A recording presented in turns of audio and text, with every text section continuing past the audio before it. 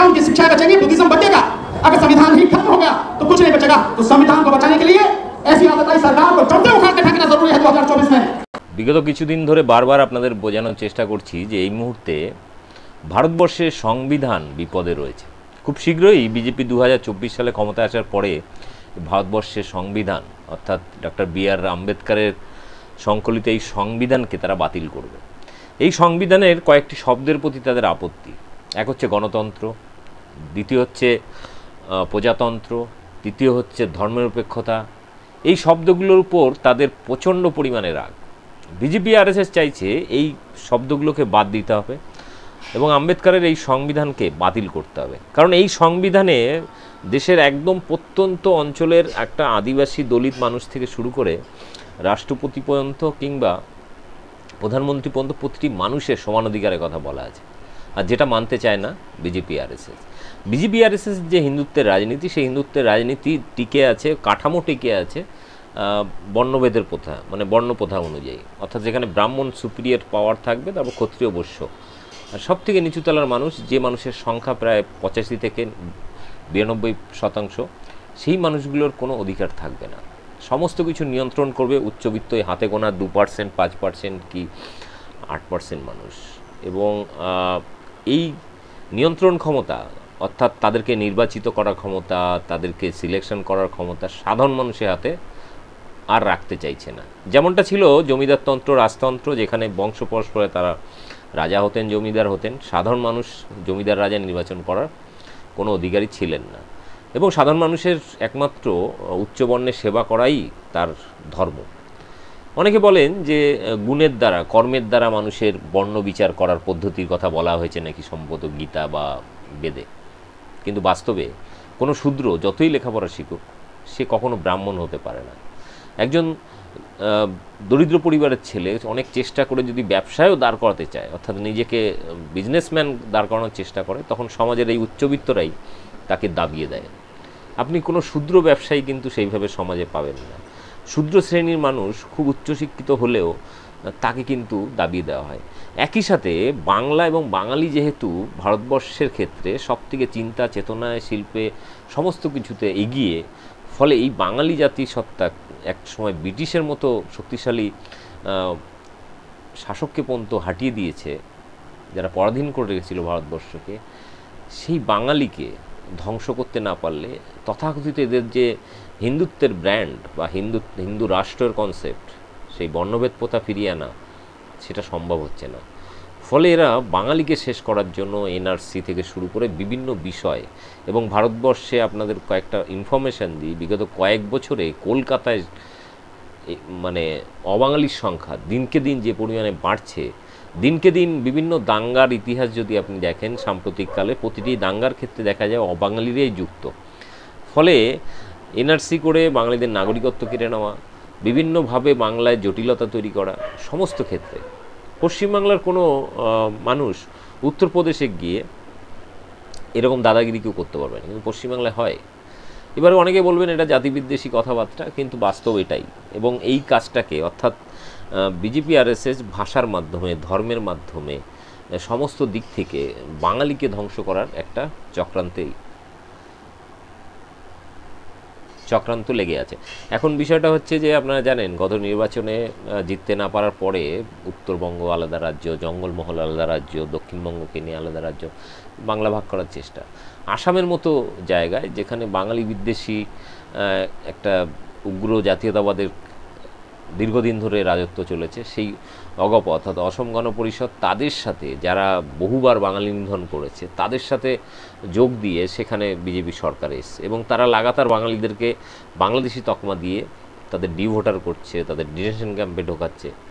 এত কিছুর পরেও আজকে বর্তমানে যে রাজনৈতিক দলগুলো, বাঙালি প্রধান এলাকায় যে সমস্ত রাজনৈতিক দল রয়েছে, সে সিপিএম, তৃণমূল বা অন্যান্য দলগুলো, তারা কিন্তু কখনোই এই বাস্তব সত্যটা আপনাকে বলছে না যে 2024 সালের মধ্যে এনআরসি, সংবিধান বাতিল ইত্যাদি বিষয়গুলো যে আসতে চলেছে, যেটা মানুষের অস্তিত্ব সংকটে, বাঙালির অস্তিত্ব সংকটে, এই নিয়ে কেউ কথা বলছে না।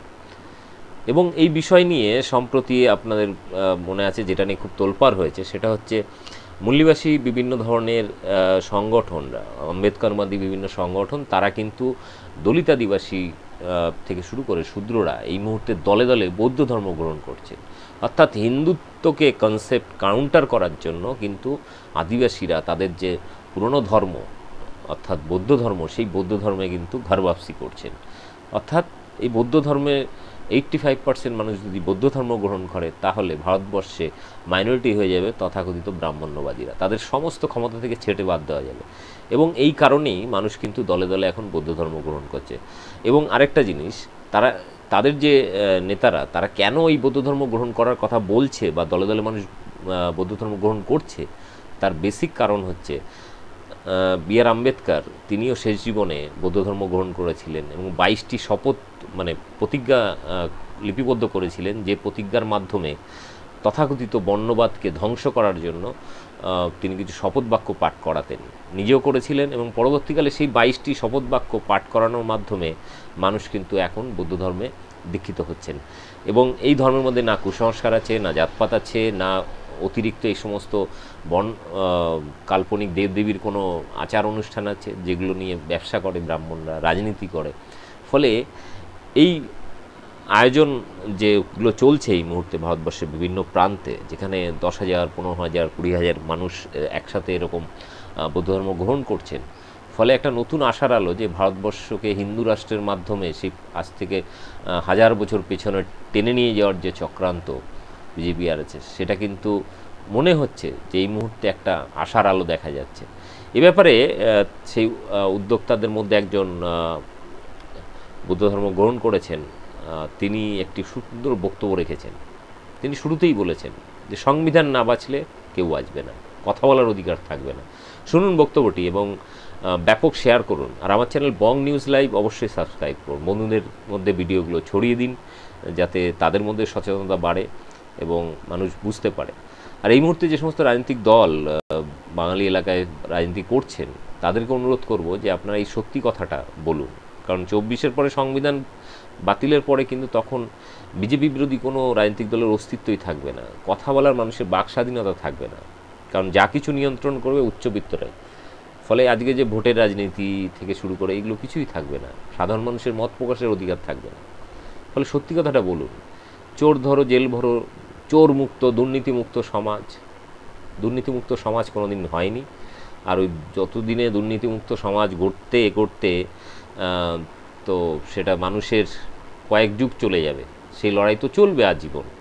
কিন্তু যখন দেশে সংবিধান থাকবে না, হিন্দু রাষ্ট্র তৈরি হবে, তখন সেই মানুষগুলোকে বাঁচানোর জন্য যে সংবিধান রয়েছে সেটাকে অক্ষুণ্ণ রাখতে গেলে আন্দোলন করা দরকার। সেই সত্যি কথাটা বলা দরকার মানুষের সামনে, কিন্তু কোনো রাজনৈতিক দল বলছে না। যাই হোক, ভিডিওটা পুরোটা দেখুন এবং অবশ্যই শেয়ার করুন। नमो बुद्धाय, जय भीम, जोहार, आदाब, सत श्री अकाल, नमस्कार। साथियों, सबसे पहले बधाई आज इस भव्य कार्यक्रम के आयोजक भक्ति जी सुमित रत्न जी को, उनकी पूरी टीम को, जिन्होंने अपने अथक प्रयास के इस कार्यक्रम को आयोजित किया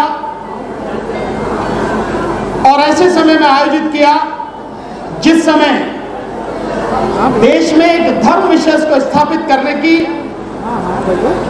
बड़ी कोशिश हो रही है और लगातार बाबा साहब डॉक्टर अम्बेडकर को मानने वाले, तथागत को मानने वाले, उनकी शिक्षाओं का अनुसरण करने वालों को लगातार प्रताड़ित करने का प्रयास किया जा रहा है। ऐसे समय में उत्तर प्रदेश की राजधानी लखनऊ में ये बौद्ध महासम्मेलन किया जा रहा है, इसलिए सबको बधाई। साथियों,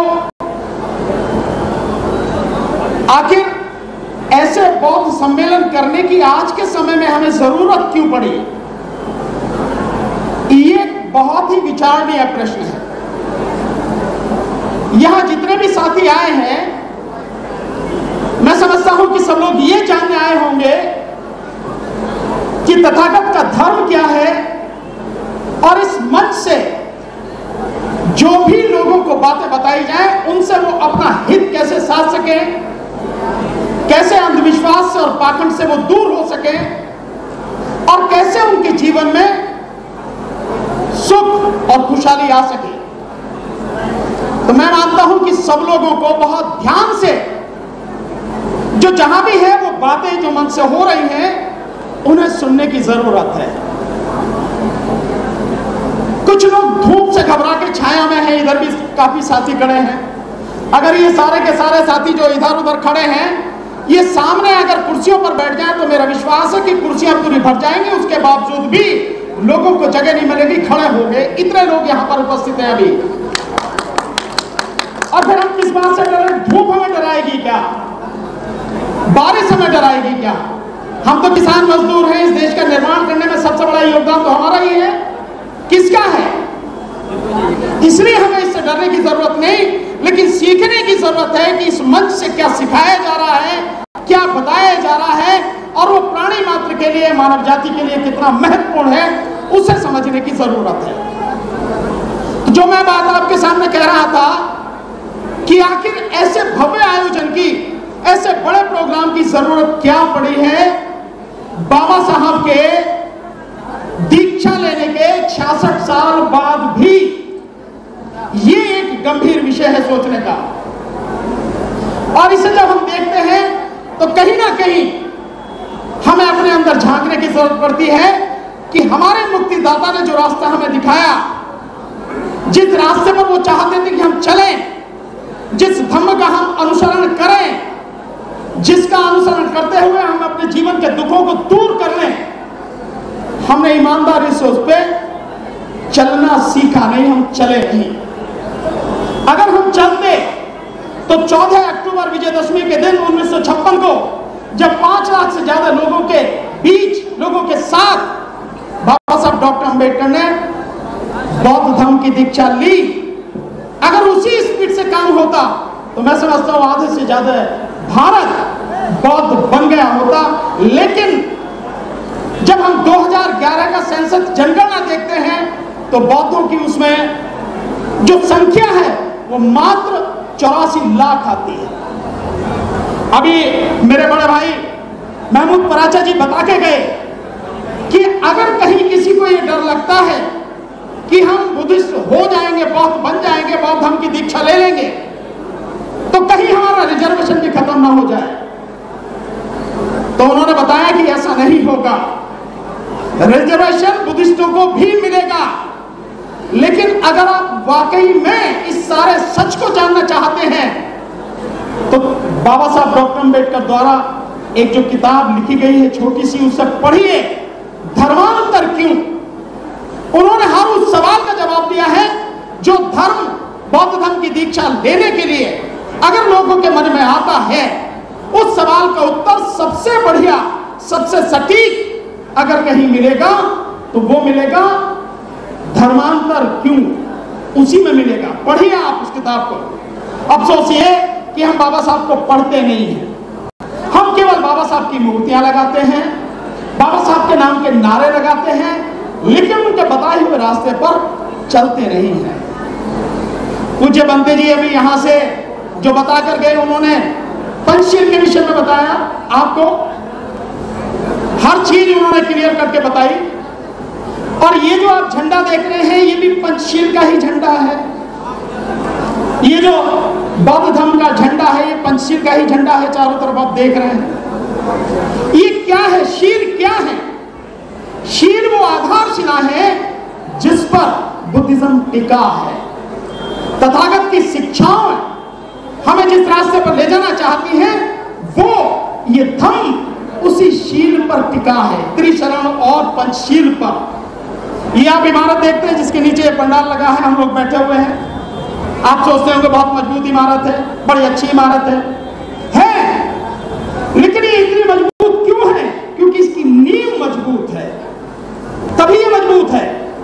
और ये जो शील है जिसमें कहा गया है कि मैं किसी भी तरह की हिंसा नहीं करूंगा, मैं चोरी नहीं करूंगा, मैं व्यभिचार से दूर रहूंगा, मैं झूठ नहीं बोलूंगा और मैं नशीले पदार्थों का सेवन नहीं करूंगा, ये बुद्धिज्म की आधारशिला है। अगर हम इन्हें अमल में नहीं लाते, मैं मानने की बात नहीं कर रहा हूं, मैं कह रहा हूं कि अगर हम इन्हें अमल में नहीं लाते तो निश्चित रूप से हम उस रास्ते पर 1 इंच भी नहीं बढ़ पाएंगे जो तथागत का रास्ता है। उस रास्ते पर बढ़ने के लिए हमें इन शीलों का अनुसरण करना होगा, इनको अपने जीवन में उतारना होगा। और इसके साथ साथ जो त्रिशरण है, बुद्धम शरणम गच्छामि यानी ज्ञान की शरण में जाता हूं, धम्मम शरणम गच्छामि यानी धम्म की शरण में जाता हूं, और संगम शरणम गच्छामि यानी संग, जो कुशल, जो अच्छे लोग हैं, जो अर्हत लोग हैं, उनकी शरण में, या ज्ञान का जो पुंज है ऐसा संग, उनकी शरण में जाता हूं। जब तक ये नहीं होगा तब तक हम उस रास्ते पर चलेंगे नहीं साथियों, चल नहीं पाएंगे। इसीलिए इस तरह के आयोजन करने की जरूरत है साथियों।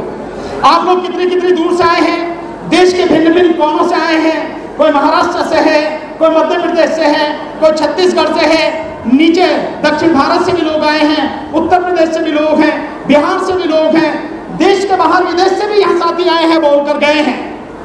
क्यों आए हैं? क्योंकि उनके मन में एक ललक है, आपके मन में भी एक ललक है कि जो बाबा साहब डॉक्टर अम्बेडकर ने हमें रास्ता बताया, हम उस रास्ते पर चलें। और आज की तारीख में इसी रास्ते को मिटाने का प्रयास किया जा रहा है। आखिर बुद्ध की शिक्षाओं से दिक्कत क्यों है? तथागत के रास्ते से दिक्कत क्यों है? क्यों? क्योंकि अंधविश्वास को अगर कोई एक धर्म या कोई विचारधारा खत्म करती है, नष्ट करती है पूरी तरह, तो वो है बुद्ध की विचारधारा, बुद्ध की शिक्षा।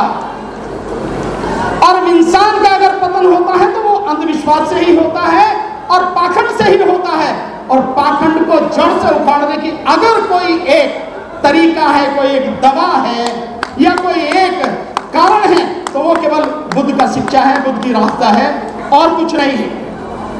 तो जो पाखंड है, जो लोग इससे घबराते हैं, वो पाखंड ही फैला रहे हैं। जो कहते हैं कि आपको सोचने की जरूरत नहीं है, आपको तर्क करने की जरूरत नहीं है, आपको जानने की जरूरत नहीं है, हम जो कह रहे हैं केवल उसको मानने की जरूरत है, और आंख मीच कर आप उस पर चलते चले जाइए और अपने आप को, अपने समाज को तबाह कर लीजिए। और हम बाबा साहब के मानने वाले हैं।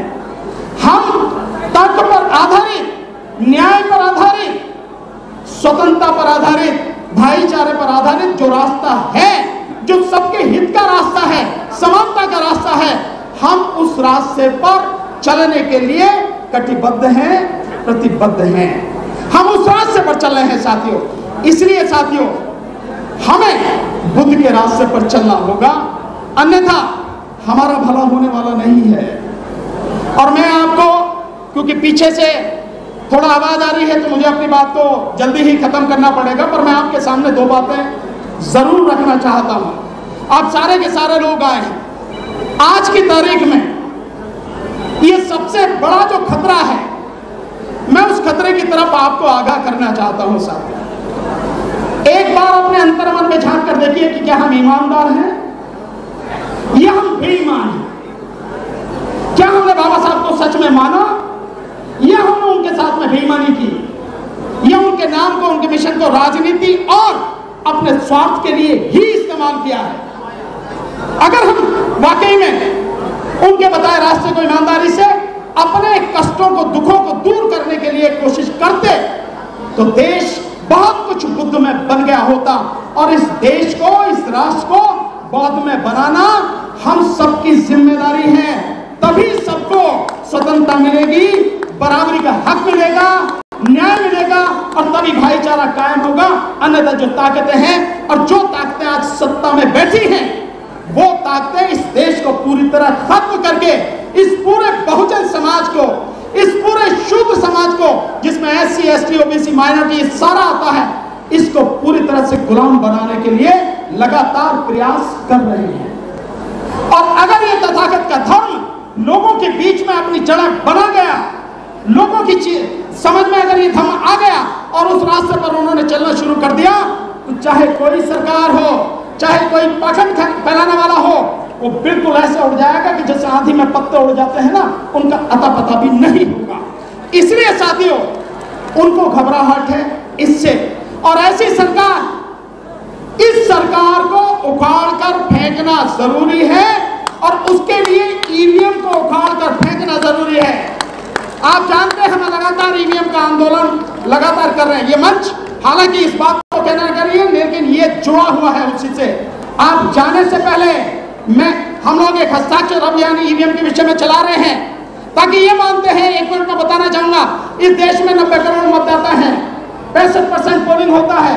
मान लीजिए कि 60% पोलिंग हो रहा है, 7 करोड़ लोग वोट दे रहे हैं। 7 करोड़ लोगों में से अगर 30 करोड़ लोग इस हस्ताक्षर अभियान में हमारा साथ दे दें, हस्ताक्षर करके हमें दे दें केवल, और उसके बाद में बाकी हमारे वकीलों की जिम्मेदारी, जो हमारे भाई बड़े भाई महमूद पराचे बता के गए। मैं कल सुबह इसीलिए जल्दी आया कि यहाँ लखनऊ हाईकोर्ट के जो एडवोकेट हैं उनके साथ में हमारी मीटिंग हुई है, और बहुत जल्दी 2024 के शुरू होने से पहले राष्ट्रीय स्तर पर वकीलों की ऊपर से लेकर केंद्र से लेकर तहसील तक एक जबरदस्त संगठन खड़ा किया जाएगा। तो हर जगह आपको तैयार मिलेगा साथियों। सो हम सब जो काम कर रहे हैं उसके लिए मैं आपसे चाहूंगा कि क्योंकि 30 करोड़ लोग अगर हमारा साथ दे देंगे, तो हमारे जो सारे वकील हैं, सुप्रीम कोर्ट आज ईवीएम पर सुनने को तैयार नहीं है। जितनी पिटीशन है सब डिसमिस की गई है। यहाँ पर हमारे साथी राजकुमार जी एडवोकेट जी बैठे हैं, उन्होंने भी डाली, वो भी खत्म की गई। तो तरीका क्या है? एक दो ही है, या तो सुप्रीम कोर्ट खत्म करेगी या पार्लियामेंट में बीजेपी का कब्जा है, वहां से होगा नहीं। तो हमारा प्लान ये है कि ये 30 करोड़ लोग अगर सिग्नेचर करके ईवीएम फॉर्म पे हमें दें, तो हम सारे के सारे बहुजन समाज के वकील सुप्रीम कोर्ट का घेराव करके और इस ईवीएम को हटा के इस देश के संविधान और लोकतंत्र को बचाएं। बस इसी के साथ जो भी साथी हैं फॉर्म लेके जाए, मैं निकाल के अभी सबको दूंगा, बिना उसके कोई जाएगा नहीं। ये आपकी जिम्मेदारी है मेरे साथ साथ। बहुत बहुत धन्यवाद भंते जी का जिन्होंने मुझे बुलाया, और आप सब साथियों का जिन्होंने ध्यान से सुना, और यहाँ पर उपस्थित सभी साथियों का बहुत बहुत शुक्रिया। नमो बुद्धाय, जय भीम, जय मूल निवासी।